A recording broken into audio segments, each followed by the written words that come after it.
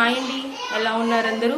మేమైతే మళ్ళీ మా ఊరు జాతరకి మా మమ్మీ వాళ్ళ ఇంట్లో అందరూ కలిసామండి. ఇది వరకు నా ఛానల్లో అయితే మీకు నా రెసిపీస్ అండ్ మా మమ్మీ రెసిపీస్ అయితే చూపెట్టాను కదా. ఈసారి మా వదిన ఈజ్ ఫ్రమ్ హైదరాబాద్ అనమాట. తను మంచిగా హైదరాబాదీ స్టైల్స్ రెసిపీస్ అయితే మాకు చేసి పెడుతుందండి. అందులో one of the special recipe ఏమంటే పాయ పులుసు అనమాట. సో హైదరాబాదీ స్టైల్లో పాయ పులుసు తను ఎలా చేస్తుందో మీకు ఆ రెసిపీ అయితే ఈరోజు నేను చూపెడతాను.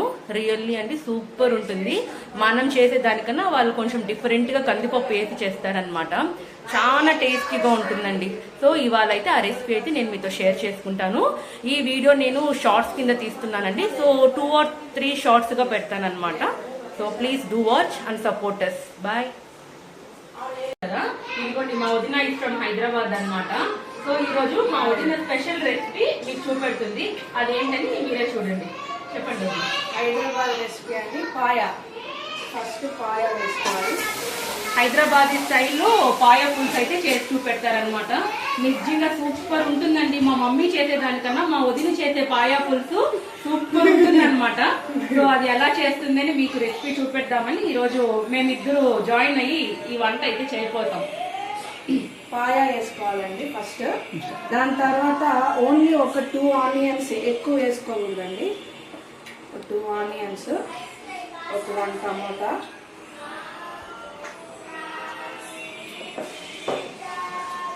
జింజర్ గార్లిక్ పేస్ట్,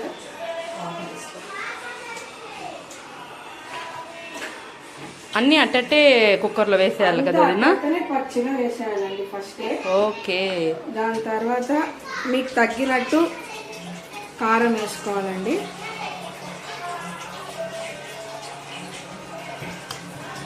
పాయ వేసేసారు. కట్ చేసి పెట్టుకున్న onions, tomatoes, ginger garlic paste, కారము, ధనియాల పొడి అండి, ధనియాల పొడి,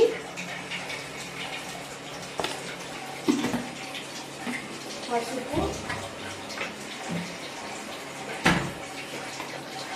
లైట్గా కొంచెం పసుపు అండి.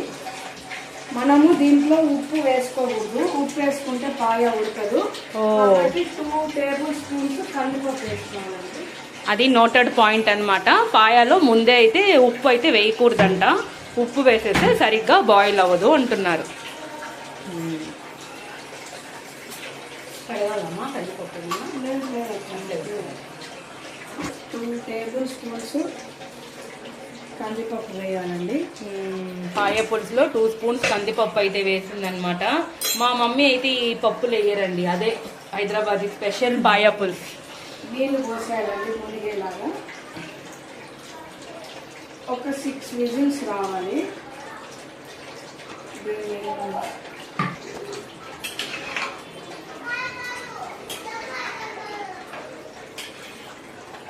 అంతా అలానే వేసి నీళ్లు పోయాలి. మనము ఆయిల్ వేసి అందులో ఆనియన్ అంతా వేసి ఫ్రై చేస్తాం కదా, ఇది అలా కాదు. సేమ్ మెథడ్లో ఫిష్ కర్రీ కూడా చేస్తారనమాట. అంత పచ్చి పచ్చిగా వేసేసి అది కూడా బాగుంటుంది. ఫస్ట్ పాయ ఉడకబెట్టుకుంటాను. మళ్ళీ కడాయిలో ఆయిల్ కూడా ఏం అవసరం లేదండి. ఎందుకంటే పాయ ఉడికిందే, పాయ నుంచి ఆయిల్ వస్తుంది. ఆయిల్ కూడా ఎక్కువ పడదు. ఫస్ట్ ఇది ఒక 6 విజిల్స్ రావాలండి.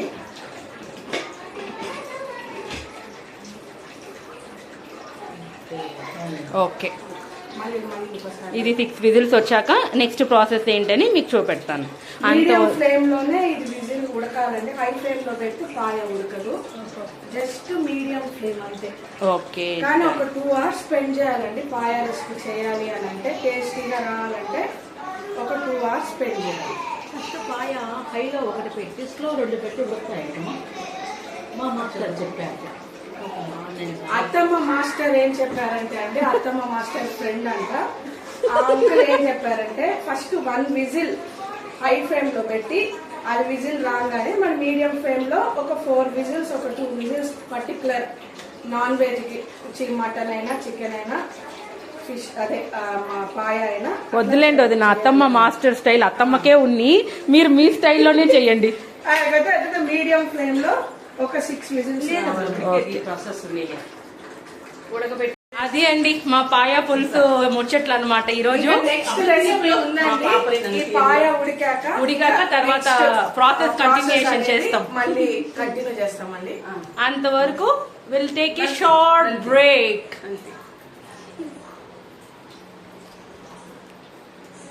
Bye bye. మళ్ళీ వస్తాం ఆ రెసిపీకి, అంతవరకు షార్ట్ బ్రేక్ తీసుకొని మళ్ళీ వస్తాం. 6 విజిల్స్ అయ్యాక అండి ఇట్లా పాయ ఈ రకంగా వస్తుందండి. ఇది బాగా కుక్ అయిపోయిందబ్బా. ఇప్పుడు దీనికి మనము చిన్న ఆనియన్స్ కట్ చేసుకొని ఒక పోపు వేసుకొని మసాలా ఐటమ్స్ అన్నీ వేసుకొని దీంట్లో వేసి మళ్ళీ వేడి చేయాలి. కొంచెం కంటిన్యూషన్ ఆఫ్ పాయ అండి. 2 టేబుల్ స్పూన్స్, ఎక్కువ వేసుకోకూడదండి. 2 టేబుల్ స్పూన్స్ ఆయిల్, మళ్ళీ స్పైసెస్ జీలకర్ర, ఇలాచి, పట్టా,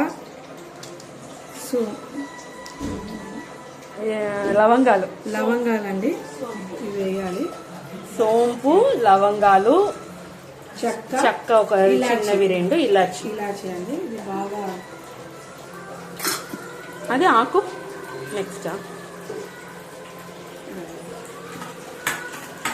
బాగా ఆయిల్ ఫ్రై చేసుకోవాలి. చేయాలి.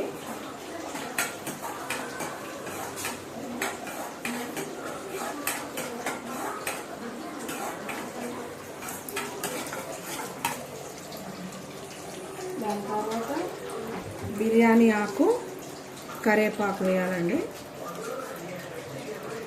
తర్వాత బిర్యానీ ఆకు, కరేపాకు వేయాలండి.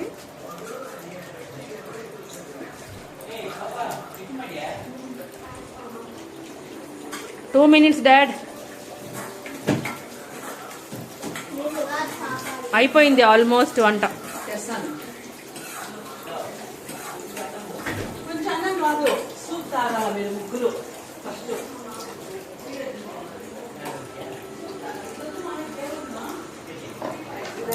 కొన్ని ఆనియన్స్ వేసుకోవాలండి, మళ్ళీ తీపి అయిపోతుంది సూపు. జస్ట్ లైట్గా ఒక కొంచెం ఆనియన్స్ వేసుకోవాలి.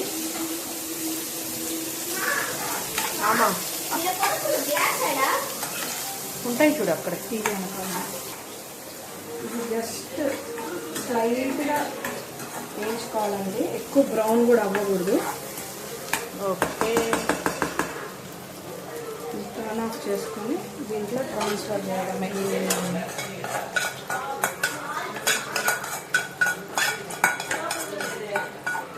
చాలా సింపుల్గా చేసేసారు వదిన మీరు. పాయా పుల్స్ అండి. మమ్మీ చేసే స్టైల్ వేరు, మీది కంప్లీట్గా వేరు.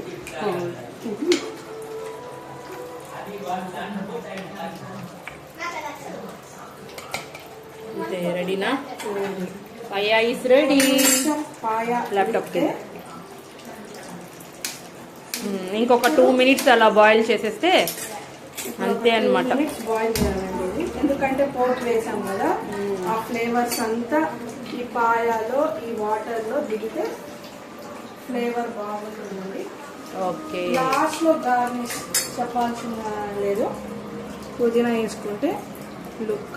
కొత్తిమీర, పుదీనా కొత్తిమీర 2 వేసుకుంటే. ఎట్ ప్రెసెంట్ పుదీనా లేదు మా దగ్గర, సో కొరియాండర్ అదే పుదీనా వేసుకుంటే కొత్తిమీర వేసుకుంటున్నాము. All right. కొందరు స్పైసీగా కావాలనుకున్న వాళ్ళు ధనియాల పొడి, పెప్పర్ పౌడర్ ఎక్స్ట్రా వేసుకోవచ్చు. బట్ నేనే అండి కారం ఎక్కువ వద్దని చెప్పినాను, సో తగ్గించారనమాట మా వదిన.